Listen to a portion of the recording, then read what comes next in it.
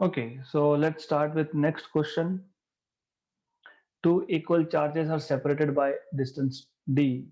A third charge placed on a perpendicular bisector at x distance will experience maximum Coulomb force when. अच्छा level का question है ये. सबसे पहले you have two equal charges, so let's have two equal charges. यहाँ पे एक charge है, यहाँ पे एक चार्ज है. So capital Q, B, C, capital Q. Correct. Then at a distance x, मतलब परपेंडिकुलर बाइसेक्टर पे बोला है एट डिस्टेंस x, तो मान लो यहाँ पे कहीं पे और एक चार्ज है, थर्ड चार्ज है स्मॉल q, क्योंकि उन्होंने ऐसा नहीं बोला कि ये थर्ड चार्ज भी सेम है, तो I have to change some name. तो ये स्मॉल q मैक्सिमम फोर्स कब एक्सपीरियंस करेगा वो उनको देखना है. तो first of all I need to write down what are distances involve. ये डिस्टेंस है d/2, ये डिस्टेंस है d/2, ये डिस्टेंस है x. Force on small q kept at position A, let us say, is basically due to B and C. अभी ये जो A पे जो स्मॉल q चार्ज है, इस पे B पे और C पे जो कैपिटल Q चार्ज है, ये फोर्स एक्सर्ट करेंगे and this force is repulsive in nature. तो B और C दोनों ही इसको रिपेल करने वाले हैं. This is what it means. तो ये हो गया force on A due to C, ये हो गया force on A due to B. Right. अगर मैं मानता हूं कि ये एंगल थीटा है, ओके, और अगर मैं इस लाइन को एक्सटेंड करता हूं तो ये एंगल भी थीटा होगा और ये एंगल भी थीटा होगा. और अगर ये एंगल थीटा है तो यहाँ पे आपको फोर्स के दो कंपोनेंट मिलने वाले हैं. ये एक F A C cos theta,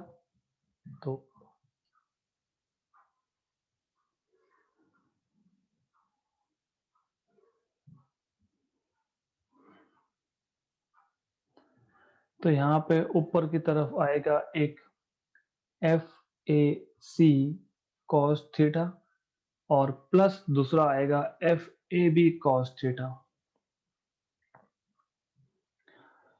right. And then यहाँ पे जो कंपोनेंट होगा,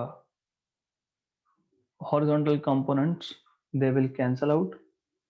हॉरिजॉन्टल कंपोनेंट जो है साइन थीटा, तो F A B sine theta and F A सी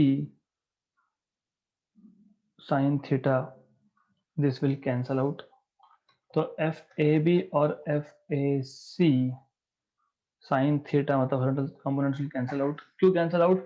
क्योंकि आपको पता है force on A due to B and force on A due to C, they're equal in magnitude.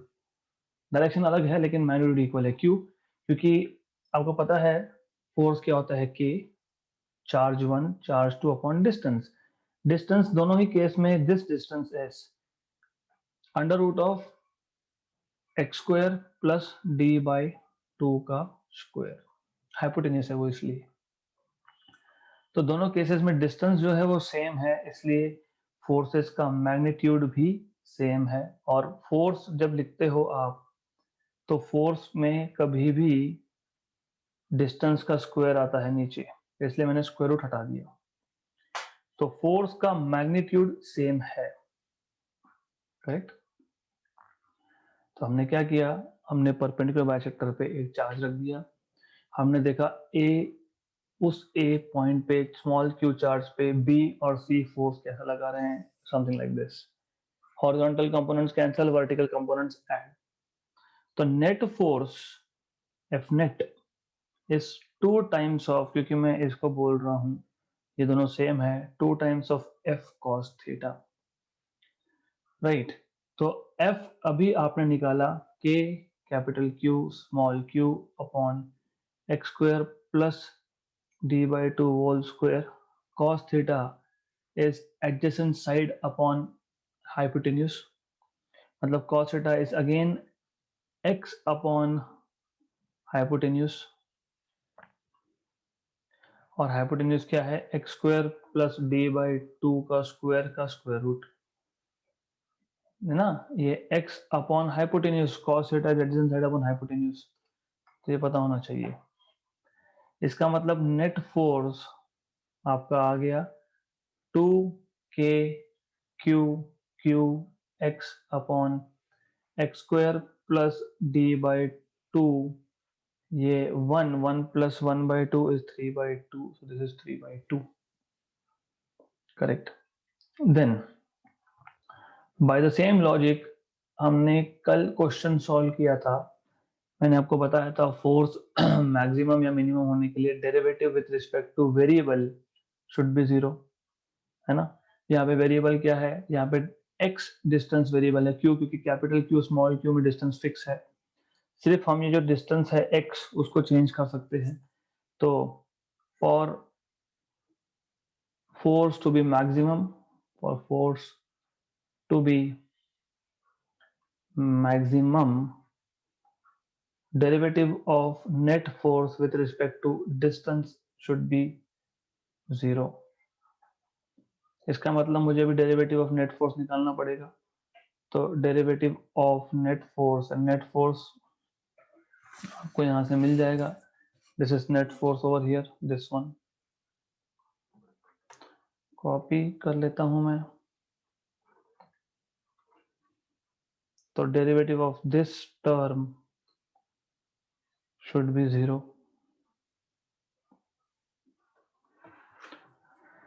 अब यहाँ पे हो जाता है प्रॉब्लम स्टार्ट, बिकॉज डेरिवेटिव्स आपको आते नहीं है, ऐसा मेरा अजम्पशन है, आने चाहिए, आते नहीं है।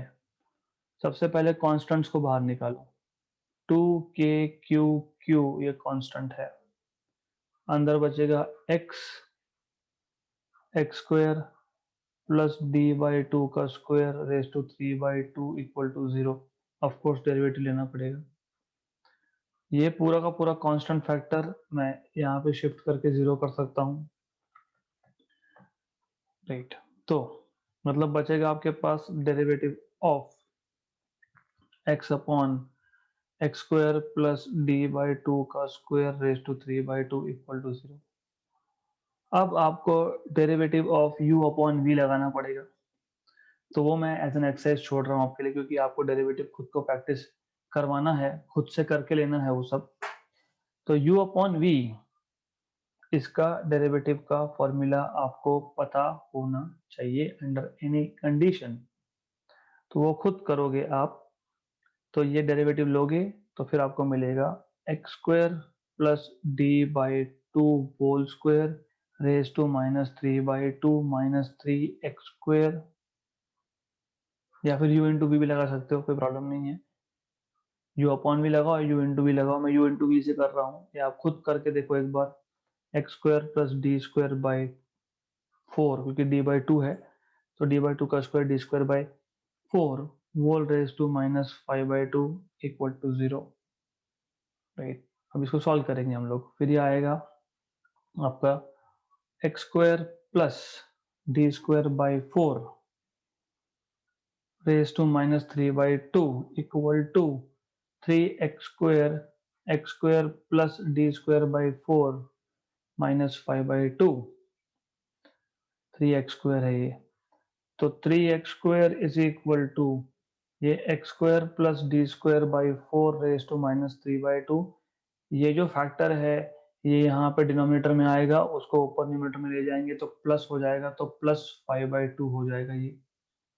तो आपको मिल जाएगा 3x square equal to 5 - 3 is 2, 2/2 is 1, x square plus D square by 4, मतलब आपको मिल जाएगा 2x square is equal to D square by 4, मतलब आपको मिलेगा यहाँ पे x square is equal to D square by 4 into 2, मतलब आपको x मिलेगा plus minus d upon 2√2।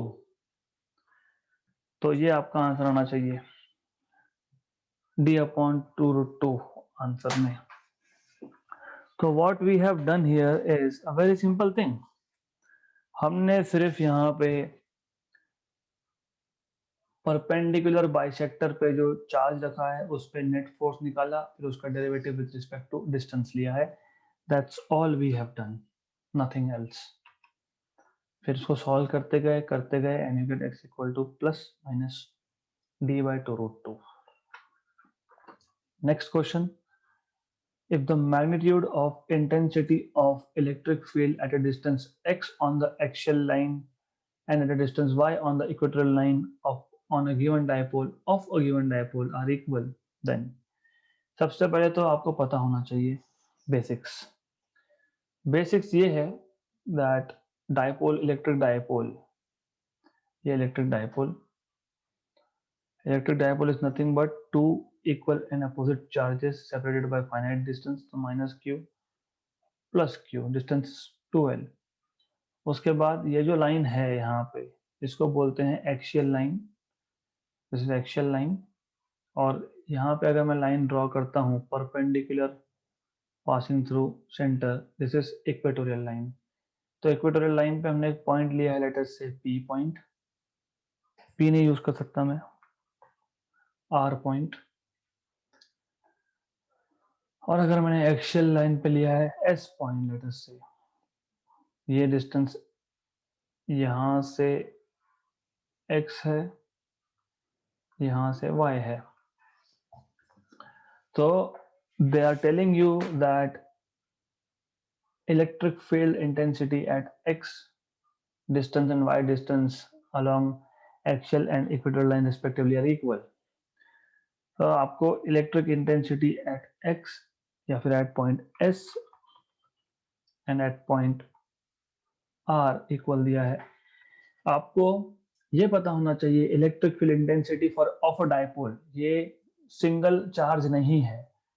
Single charge में आप लिखते हो के क्यू अपॉन आर स्क्वायर, यहाँ पे होता है के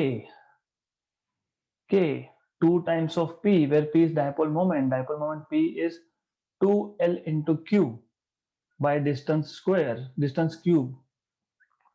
तो electric field of dipole along axial line, मैं लिख रहा हूं यहाँ पे electric field of dipole along axial line is equal to k, मतलब 1/4π0 2p by distance cube। Electric field along equatorial line is k p upon distance cube। Equatorial line पे 2 नहीं आता है, इक्वेटोरियल लाइन पे सिर्फ p आता है। ये बेसिक फॉर्मूला अगर पता होता तो फिर आप सॉल्व कर सकते थे इसको, k p by y cube, k cancel p cancel. हमें x और y का रेशियो बोला है तो x cube by Y cube हमारे पास आया 2, इसलिए हमको x बाय y मिल गया cube root of 2 is to 1, option number D. तो it is required for you to know what is electric field at axial line and at equatorial line. Simple है, right? So ये पता होना चाहिए था। Next, if two charges like charges of magnitude 1 into 10 power minus 9 coulomb and 9 into 10 power minus 9 coulomb are separated by a distance of 1 meter, then the point on the line joining the charges where the force experienced by a charge placed at that point is 0 is। simple question है, हमें बोला है if two like charges of magnitude 10 power minus 9 and 9 to 10 power minus 9 coulomb are separated by a distance 1 meter, so you have here charge q1 which is 10 power minus 9 coulomb, here charge q2 which is 9 into 10 power minus 9 coulomb. You have point A, you have point B, let's say you have point C here. तो उन्होंने बोला है then the point on the line joining the charges where the force experienced by the charge placed at that point 0 is, यहाँ पे एक दूसरा charge रख रहा हूं मैं Q3, इस पे फोर्स 0 लगना चाहिए, है ना, राइट। तो what is the distance of this charge? Simple सा क्वेश्चन है ये, पहले डायरेक्शन समझना पड़ेगा। कैंसिलेशन क्यों होगा? क्योंकि लाइक चार्जेस है ना। तो ऐसा है कि ए पे जो चार्ज Q1 है वो भी इसे रिपेल करेगा और बी पे जो चार्ज Q2 है वो भी इसे रिपेल करेगा, तो equal and opposite repulsion, right. मैं ऐसा कर सकता हूं, मैं मान सकता हूं कि ये जो डिस्टेंस है, ये डिस्टेंस x है, मतलब मैं उस पॉइंट का, देखो सिंपल सा क्वेश्चन है, दो चार्जेस है, उसके दो चार्ज को एक लाइन ज्वाइन कर रही है, उस लाइन पे कहीं तो तीसरा चार्ज रखना है so that the force is 0। तो मैं मान लेता हूं कि चलो उस पॉइंट का डिस्टेंस ए पॉइंट से x है, तो फिर दूसरे से 1 माइनस एक्स होगा, क्योंकि टोटल 1 मीटर है ना, 1 मीटर है इसलिए 1 माइनस एक्स होगा। फिर हम बोल देंगे force on C due to A should be equal to force on C due to B, equal but opposite in direction। Force कैसे लिखते हो आप? K, charge at C, charge at A upon distance between these two square। Similarly for FCB, K, charge at C, charge at B upon RCB square।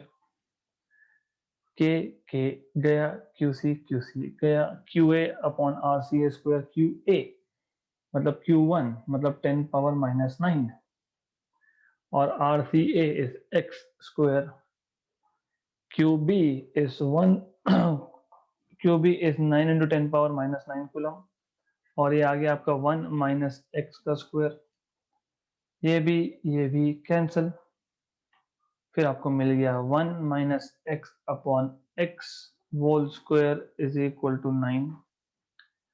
Taking square root, तो 1 minus X by X is equal to 3, मतलब 1 minus X is equal to 3x, मतलब 1 equal to 4x, मतलब x equal to 1/4, that is 0.25 metre. लेकिन हमने x कहाँ से major किया था? a पॉइंट से, मतलब Q1 चार्ज से, मतलब 10 पावर माइनस 9 से, तो 0.25 metre from charge 1 into 10 power minus 9 coulomb. Option number A correct, right. But मैं अगर ऑप्शन बी देखता हूं तो 0.75 from charge 9 to 10 power minus 9, ये भी सही है। अगर Q1 से मतलब 10 पावर माइनस 9 कूलम से 0.25 मीटर पे है, मतलब Q2 से मतलब 9 into 10 पावर माइनस 9 से 0.75 पे है, तो ये भी करेक्ट है। तो फिर बोथ ए एंड बी। तो क्वेश्चन बहुत ही सिंपल है, question is extremely simple, all that you have to do is just to put some efforts in solving, nothing। आपको दो चार्जेस दिए हैं, उसके बीच में एक तीसरा देखना है आपको जहां पे फोर्स इज 0। ये क्वेश्चन हमने कल भी लिया था। Charge Q is divided into two parts which are then kept at some distance apart, the force between them will be maximum if the two parts are having the charge Q/2 each। मैंने कल ही लिया था, ये 2 बार हुआ था ये अपना, तो अभी वापस से लेना नहीं है। Next, an electric charge 10 power minus 3 microcoulomb is placed at origin। तो पहले तो मुझे origin ड्रॉ करना पड़ेगा। Two points A and B are situated at √2 and 2 0 respectively। The potential difference in between points A and B will be, question ऐसा है, आपके पास origin है, चार्ज आपका ओरिजिन पे है, चार्ज आपका सिर्फ ओरिजिन पे है, ये इंपॉर्टेंट है, चार्ज आपका सिर्फ ओरिजिन पे है, that is really important, right. Then और चार्ज कितना 10 माइक्रोकूलम का, तो the charge here is 10 microcoulomb. 2 points A and B are situated at A point 2 √2 पे है, मतलब समवेयर ओवर हियर मान लो ये A पॉइंट है विच इज एट √2, √2। दूसरा है 2 0 पे, दूसरा पॉइंट B जो है वो 2 0 पे है, मान लो समवेयर हियर, क्योंकि √2 से आगे होगा ये, तो B यहाँ पे है 2 0 पे, x एक्सिस पे पॉइंट है वो।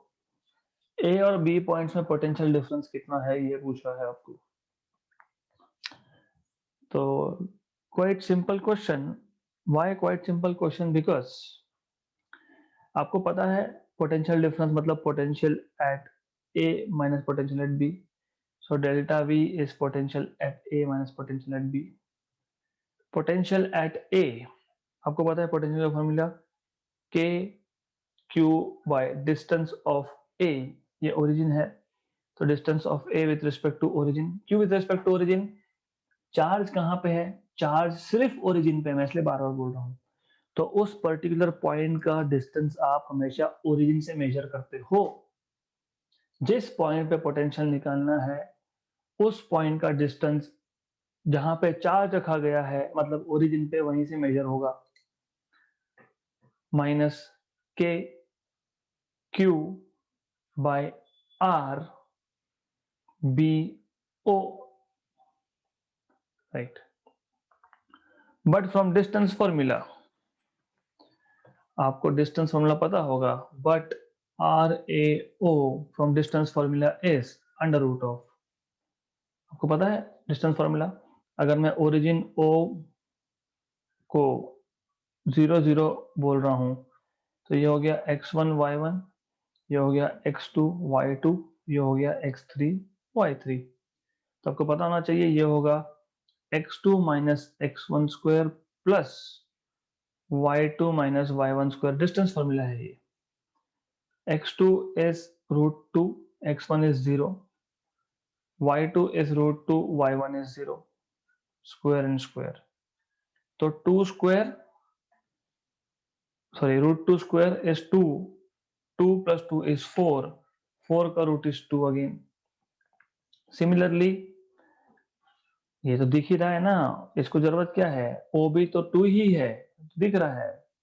बी के कोऑर्डिनेट्स 2, 0 मतलब डिस्टेंस 2 ही है फिर, right. Also distance of B from origin is 2, therefore you will have delta v as k q by r a o is 2 minus k q by r o b is 2, 0. So these two are equipotential points. So there is no potential difference, right?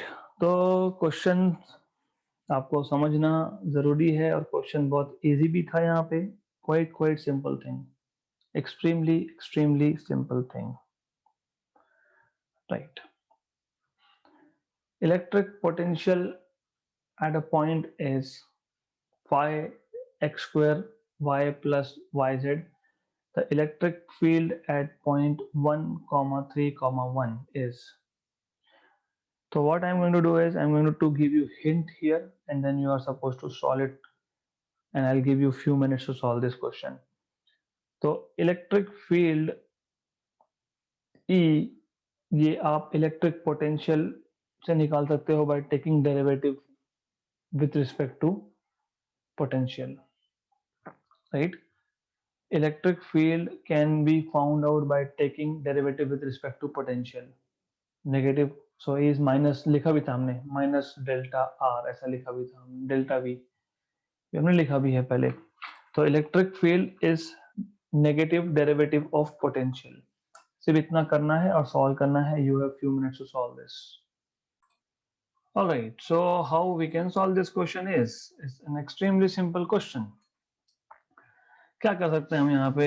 You should know, जैसे मैंने बताया आपको, potential यहाँ पे सिर्फ phi से denote किया गया है, तो X square Y plus Y Z is potential. Potential यहाँ पे 3 डायमेंशनल है, क्योंकि एक्स वाई जेड तीनों कंपोनेंट दिख रहे हैं हमको, तो हम लोग पहले X component of electric field निकाल लेंगे, that is minus derivative of potential with respect to X. तो आपको सिर्फ with respect to X potential का डेरिवेटिव लेना पड़ेगा इलेक्ट्रिक फील्ड का एक्स कंपोनेंट निकालने के लिए, तो that is X square Y plus Y Z. पहले टर्म में y कांस्टेंट है outside, derivative of X square with respect to x is 2x। दूसरे टर्म में कुछ है ही नहीं, x है नहीं, मतलब yz है, तो yz कांस्टेंट, कांस्टेंट का डेरिवेटिव 0, तो आपको मिल जाएगा x component as minus 2xy। Correct. y component कैसे निकालोगे? y कंपोनेंट आएगा आपका minus derivative of potential with respect to y, मतलब minus derivative of y, potential क्या है X square Y plus Y Z, मतलब ये आप एक्स स्क्वायर को कांस्टेंट रखोगे पहले टर्म से, derivative of Y with respect to Y is 1। दूसरे टर्म में से आप z को कांस्टेंट रखोगे, derivative of Y with respect to Y is again 1, right, correct. Then z component निकालोगे आप, minus derivative of potential with respect to z, तो minus derivative with respect to z of X square Y plus Y Z. तो पहले term में z है ही नहीं, तो x और y है तो 0। दूसरे टर्म में y constant outside, dhaba z is 1, तो माइनस y। अब आपको बोला क्या था? आपको बोला है इलेक्ट्रिक फील्ड एट 131, है ना? तो पहले x component of electric field, इसकी वैल्यू 131 पॉइंट पे निकाल लो। कैसे निकालोगे? माइनस 2 एक्स वाई, एक्स की वैल्यू 1, वाई की वैल्यू 3, क्योंकि 131 मतलब एक्स वाई जेड, तो minus 6। Similarly y component of electric field की वैल्यू 131 पे निकाल लो। क्या है ये? माइनस एक्स स्क्वायर, एक्स की value 1, 1 square, plus Z, Z की वैल्यू 1, तो माइनस 2 आ गया ये। Similarly z component of electric field निकाल लो, that is minus y at 131, minus y मतलब माइनस 3, करेक्ट। आपको पता है electric field as a vector quantity, उसका मैग्नीट्यूड होता है x कंपोनेंट का स्क्वायर प्लस y कंपोनेंट का स्क्वायर प्लस z कंपोनेंट का स्क्वायर। x कंपोनेंट क्या है? माइनस 6 का स्क्वायर 36, y क्या है? 2, 2 का स्क्वायर 4 और 3 का स्क्वायर 9, मतलब अंडर रूट 49, मतलब 7 यूनिट्स। ऑप्शन नंबर ए। तो ऐसा सॉल्व करते हैं इसको, सिंपल है ये, very very simple thing, but you have to know such things. बहुत इजी क्वेश्चन है ये। Next, two small identical spheres having charges plus 10 microcoulomb and minus 90 microcoulomb attract each other with a force of F Newton if they're kept in contact and then separated by the same distance. Very good. Case 1, the new force between them will be, force is F, charge on one is 10 micro, on two is minus 90 micro, distance r between them is just r. Case 2, force find करना है F2, charge on 1, charge on 2, जब आप दो spear को touch करते हो, एक पे अगर 10 माइक्रोकूलम है, दूसरे पे अगर माइनस 90 माइक्रोकूलम है, तो टोटल चार्ज जो होता है वो जाता है माइनस 80 माइक्रोकूलम, 10 माइनस 90। आप जब सेपरेट करोगे और वापस से सेम डिस्टेंस पे रखोगे r पे, तो अब पहले के पास होगा -40, दूसरे के पास होगा -40 माइक्रोकूलम। तो ये पता होना चाहिए कि when you touch two spheres and then separate them again, when you touch, so total charge is q1 plus q2, that is 10 minus 90 मतलब 80, फिर सेपरेट करोगे तो आधा आधा लेके जाएंगे, तो r2 is again r, तो फोर्स इज प्रोपोर्शनल टू, या फिर force is equal to k q1 q2 by r square. मैं इसको डैश डैश से डिनोट करता हूं, करेक्ट। हमको पता है k कांस्टेंट है, r भी कांस्टेंट है, मतलब force is proportional to just q1 q2। तो F2 by F1 is q1 dash q2 dash upon q1 q2, क्योंकि रेशो है चार्जेस का, इसलिए मैंने इसको माइक्रोकूलम से कूलम में कन्वर्ट ही नहीं किया।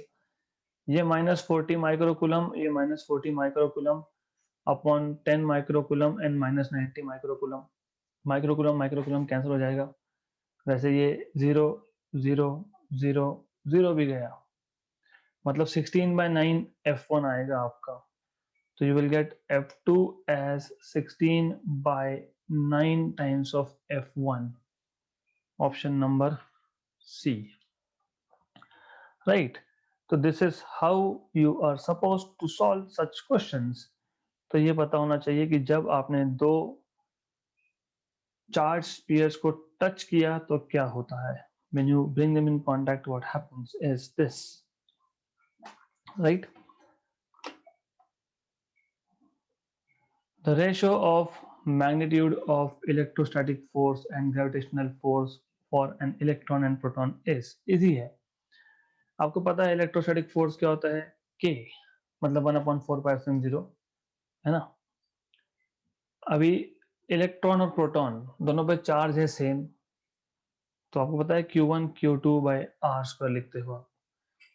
k q1 इलेक्ट्रॉन पे plus e minus E charge, proton पे प्लस ई चार्ज। तो मैं मैग्नीट्यूड की बात कर रहा हूँ, क्योंकि मैग्नीट्यूड बोला है यहाँ पे, तो हम लोग नेगेटिव साइन छोड़ देंगे। इलेक्ट्रॉन पे माइनस ई चार्ज, प्रोटॉन पे प्लस ई चार्ज, तो e square by r square. Gravitational force आपको पता है, it is g m1 m2 by r square. Distance तो सेम है, g mass on electron mass on proton upon distance square. आपको ratio चाहिए, आपको बोला है what is F E by F G, तो it is nothing but K E square upon G M E M P. K की value 9 into 10 power 9, ई की value 1.6 into 10 power -19 उसका square upon जी की वैल्यू आपको पता होनी चाहिए 6.67 into 10 power -11 into mass of electron is 9 into 10 power -31, mass of proton is 1.67 into 10 power -27, correct. इसको solve करना पड़ेगा आपको to solve this. Okay, so calculations will be left for you to, because it is just part of calculation. तो आपको करना पड़ेगा 2.3 into 10 power 39 आता है आंसर, ऑप्शन नंबर बी। तो सिर्फ क्या है, इलेक्ट्रोस्टैटिक फोर्स और ग्रेविटेशनल फोर्स का फॉर्मूला पता होना चाहिए, फिर रेशियो लेना है, that's it, simple simple, right. So will stop here for today.